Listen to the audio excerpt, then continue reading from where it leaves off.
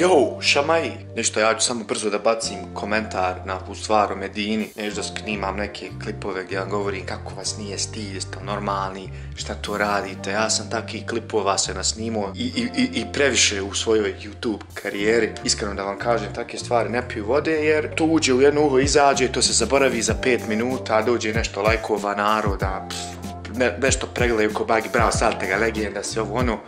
Ništa to me ne znači, nego ja ću vama samo na brzinu objasniti na sociologija 101 kroz biznis. Dakle, imamo nešto što se zove svijet. Dakle, sve je u ovom svijetu konektovano. Znači, zamislite sve ove ovako ljude ovdje na planeti i sve se odvija u isto vrijeme, te ono. U fantastičnom svijetu niko ne bi nikoga ružno pogledao i tako dalje. Dakle, ono koliko stavimo u nešto, toliko ćemo i dobiti. Dakle, ako imamo x postupaka, isto kao u parama, dobit ćemo x stvari. Ako su ovo ružni postupci, dobit ćemo mnogo više ružnih postupaka, kao što vidite.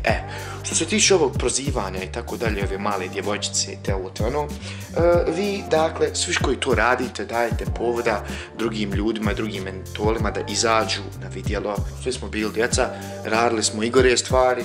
Sjećam se kad sam bio mali, gađao sam ljude s 10. sprata sa balonima napunjenim kaladontom. Stid me toga danas. Mama mi nije bila kući, ona me nije tako odgojila da to radim. Da je znala u to vrijeme, dobio bi ogroman degenek.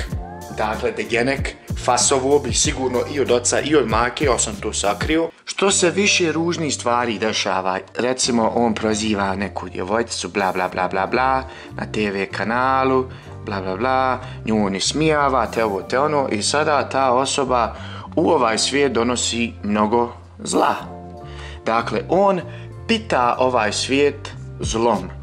Zlo, nisam lijepo napisao, evo ga, zlo ulazi u ovaj jedan veliki krug. Dakle, u ovaj jedan veliki krug zlo ulazi. I dakle, šta očekivati kada mi pitamo naš svijet, naše društvo zlim postupcima?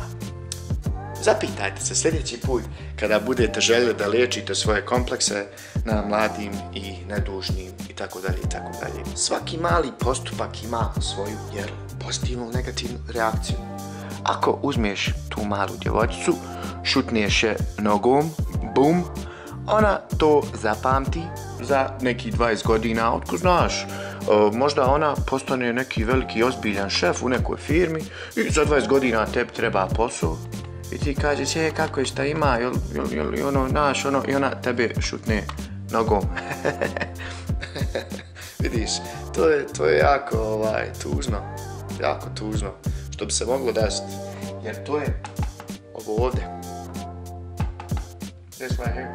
A znate šta je interesantno? Ništa od ovog se ne mora desiti direktno. Dakle, zapravo veoma je mali procenat stvari koje se dešavaju ovako direktno. Već indirektno vaši postupci pitanjem ovog dunjaluka ovdje svijeta vam se vraćaju kroz nekih milion filtera i tako tih stvari. To je najinteresantnija stvar o ovom cijelom aspektu gledanja na ovu sve. Onoliko koliko staviš, toliko će ti se vratiti indirektno. Jer sve je globalizovano i sve je konektovano. Nadam se da će vam ovaj video pomoći da skontate malo šta se zapravo dešava. Jer džaba vam je govor da ste ludi, da ste ovako onake, niste vi ludi. To se kaže opportunist, vi koristite znači ispade da bi sebe digli. I ništa, javite mi se, što ja znam, sutradan kad već prestanete sa javnim maltretiranjem djece, da vidimo hoću vas isto poštovati.